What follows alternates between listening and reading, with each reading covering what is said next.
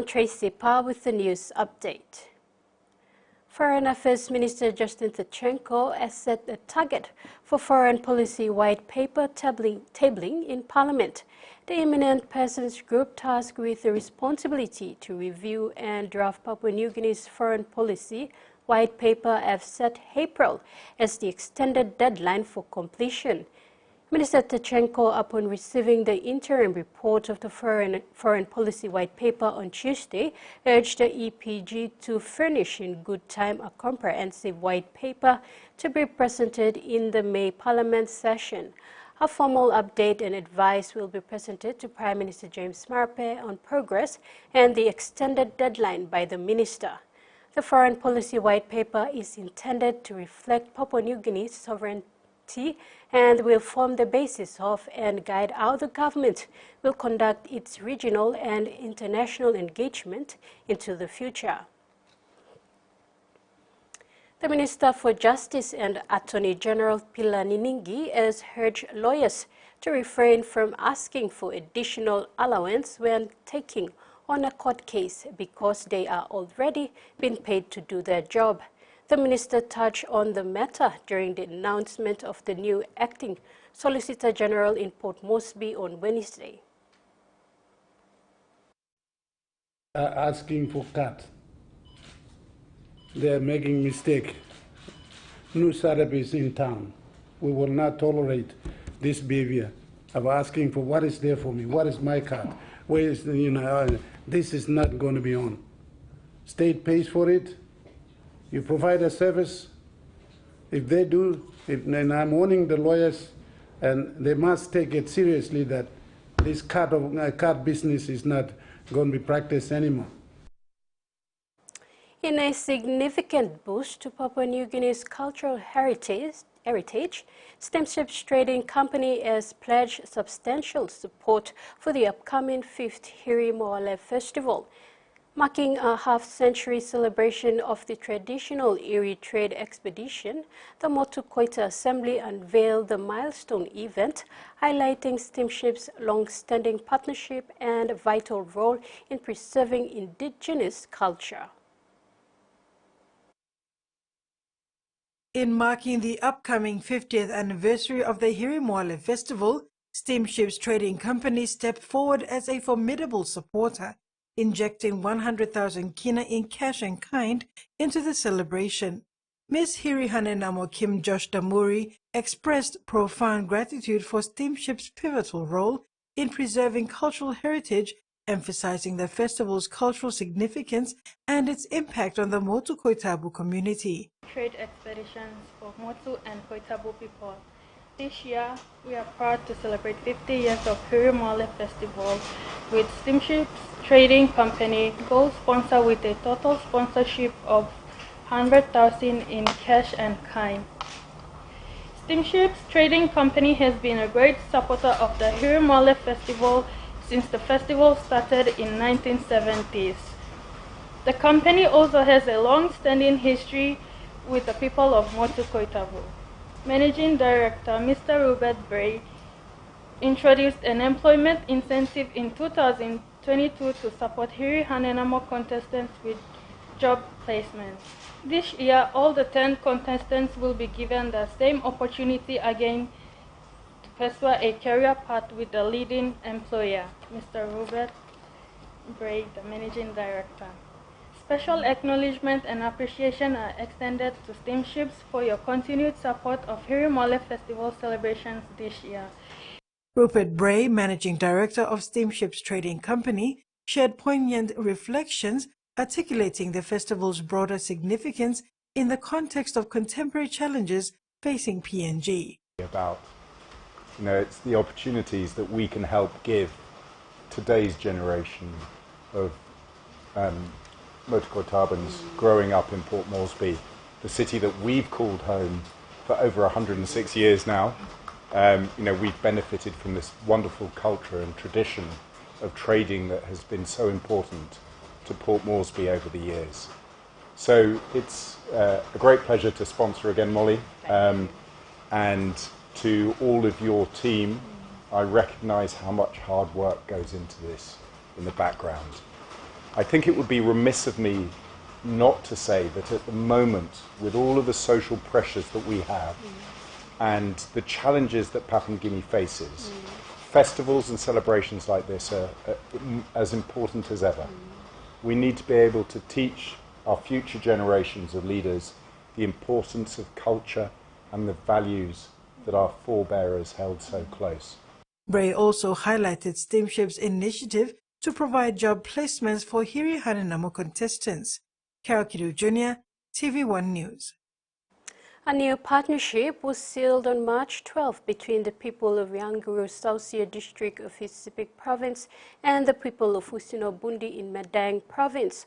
Over 40 people from the Yanguru Sausia district traveled by sea and road from Wewak to Midday to farewell the late Minister for Education and member for Usinobundi, Jimmy Uguru, whose final call of duty was to Yanguru Sausia district, where he visited Wangi High School and Paul Malmal High School in the West Yanguru LLG on February 5, 2024.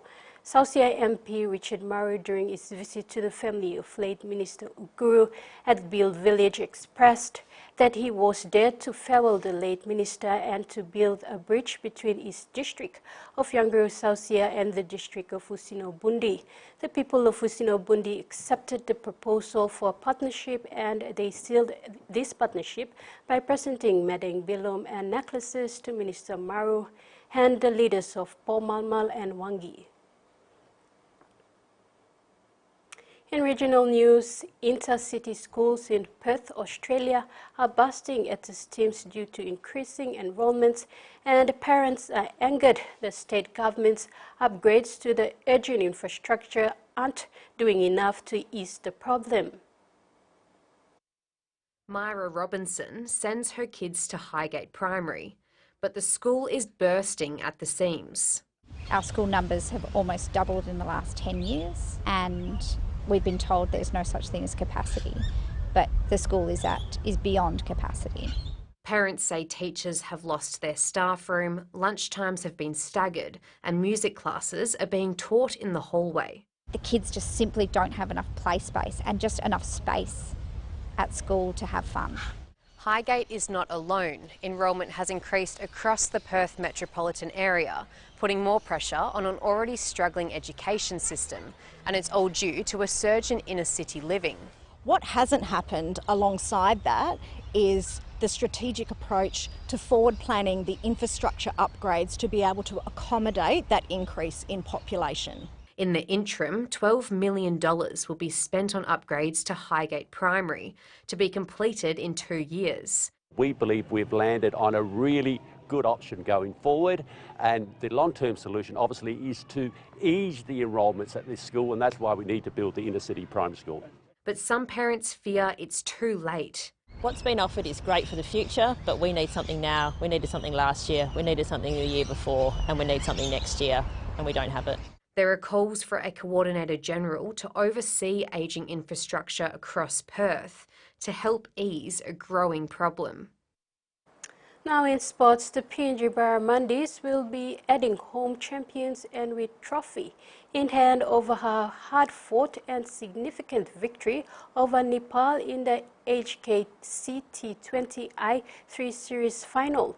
With it all, the play for the Barramundis battled first and found themselves in an hellish spot of border railing at 3-4-20. But some brilliant counter-striking cricket lifted the Barramundis to a decent position before Ali Nahos marked a brilliant 30-not out from just 10 balls, including 3 incredible sixes which had to be seen to believe. A helicopter six and ram scope included.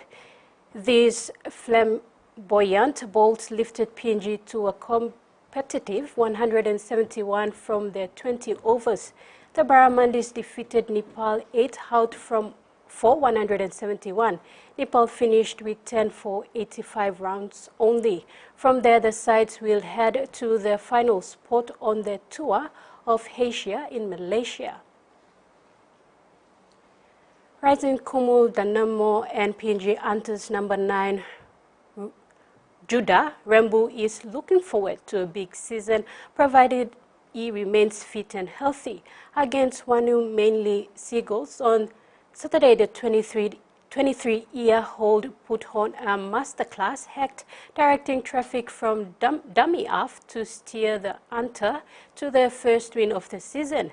Back on the training paddock on Tuesday, Rambuk attributed his early season good form to his preseason stunt with the Dolphins under super coach Wayne Burnett, especially speed around the track area and his IQ to set the pace for the game.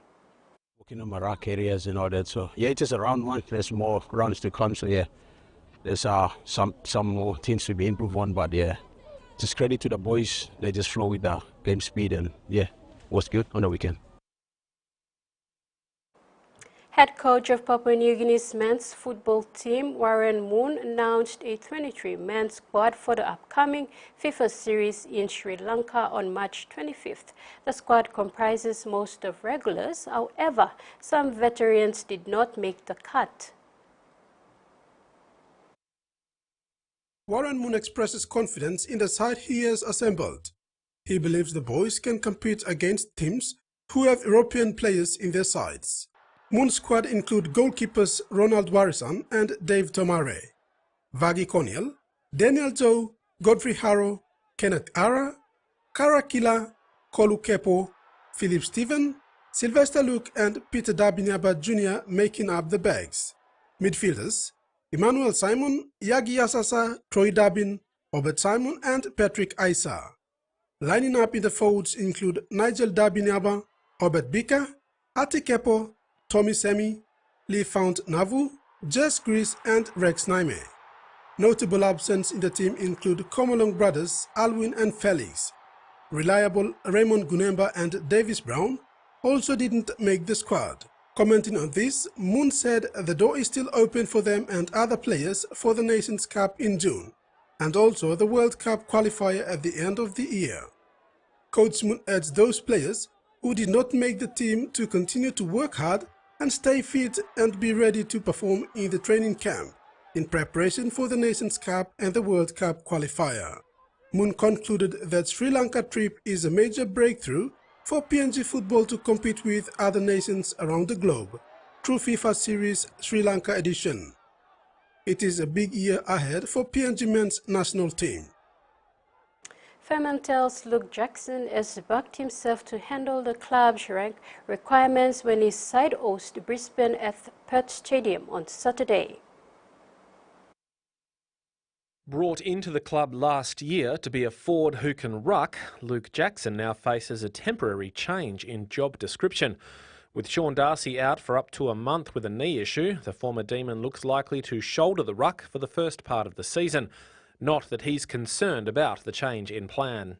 Whatever the coaches feel fits the team the best, I'm comfortable playing both positions, so I don't really mind. Peel Thunder ruckman Liam Reedy a potential helping hand, although no guarantee of making his AFL debut.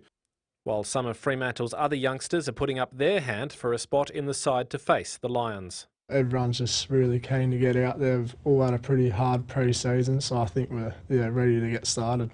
Similar sentiment at West Coast, where the pre-season message for last year's Wooden Spooners was simple. Being competitive is the first step for us, and then we can worry about winning games after that. A visit to Port Adelaide, a daunting first-up assignment, although coach Adam Simpson is taking comfort in a relatively healthy list to start the year. There's good selection this week, which is a really good conversation to have in match committee rather than who's up.